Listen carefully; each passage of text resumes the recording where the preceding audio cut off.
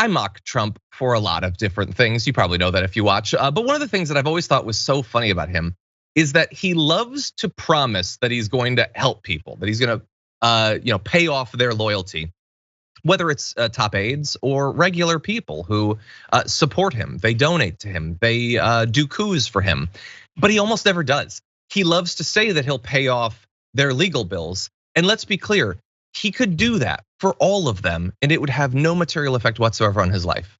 He's supposedly a billionaire. It wouldn't even scratch the surface, but he doesn't do it. And so we mock him. And we also, of course, mock his fans who don't seem to get that he doesn't value them literally at all. Well, it looks like maybe he's heard, because apparently he has decided to finally make good for some of his promises. He has been paying the legal bills of some witnesses in the January 6th committee's hearings. Apparently, the payments from his political committees to firms representing them is now approaching $2 million.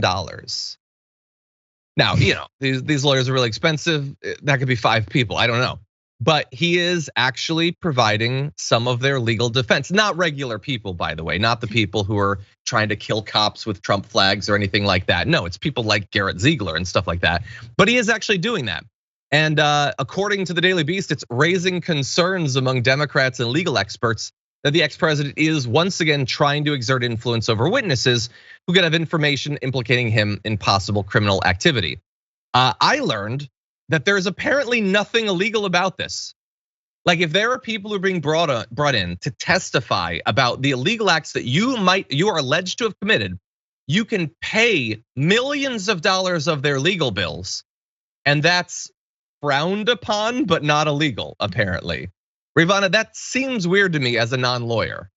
Yeah, it's a bit ridiculous in the same way that it's ridiculous that there's no code of ethics for Supreme Court justices. Like things that Clarence Thomas has done, not recusing himself from deciding on issues regarding January 6th, something his wife played, a key role in. If any other judge would absolutely have to recuse themselves or they would have to step down. But when it comes to so many parts of our legal system, there's just nonsense, complete nonsense. But yeah, I mean, like naturally, of course, we all know that Trump is influencing these people. He's only paying their legal fees because he wants them to not throw him under the bus. And he knows that they need some sort of legal defense in order to, not implicate themselves in any crimes. And as long as he's funding their legal defense, he has control essentially over, what they say, because he can pull that money away and then they're screwed. Mm-hmm.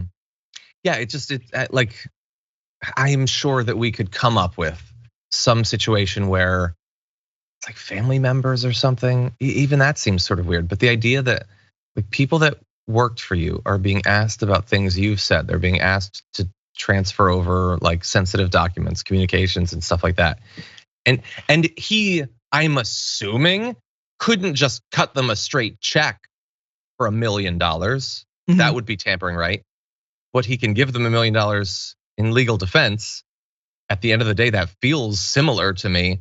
It's just, it's such a weird, like the standards are so different depending on what class you're part of. Like what is allowed, what is suspect and unethical, and if you're rich enough, what you're allowed to get away with. Like no regular person would even conceive of being able to do this. It would be the most obvious bribe ever. But as with so many different sorts of bribery in DC, no, it would be impolite of you to even point that out.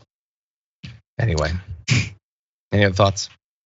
Yeah, I mean, it's just the idea behind it, right? Is that the person has the right to decline. So Trump can offer to pay for the legal services and they have the right to decline. And it's mitigated interference. So it's like a more of a gray area. But in practice, of course, it operates in the same exact way as if he just gives them $1 million and tells them what to say or tells them what attorney to hire, but doesn't pay it directly. I mean, it's exactly the same.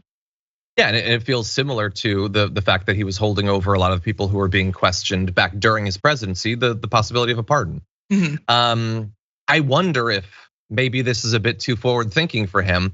I wonder if he has dangled potential future pardons were he to become president again for some of these people. But by the way, if you're one of the witnesses, the idea that you would trust him that's an interesting road to go down, an interesting life choice. But he could, in theory, do it. He's done wholly corrupt pardons in the past. So why wouldn't he do that again were he to become president again? So anyway, stay tuned. We'll find out together.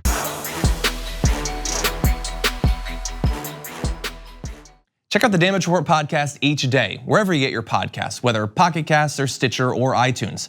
You can join me as I give you the news and stories you want, with a range of co-hosts and interview guests jumping in on the fun each day. Again, that's the Damage Report, wherever you get your podcasts. And if you get them at iTunes, don't forget to rate and review. Sometimes I'll read them live on the show.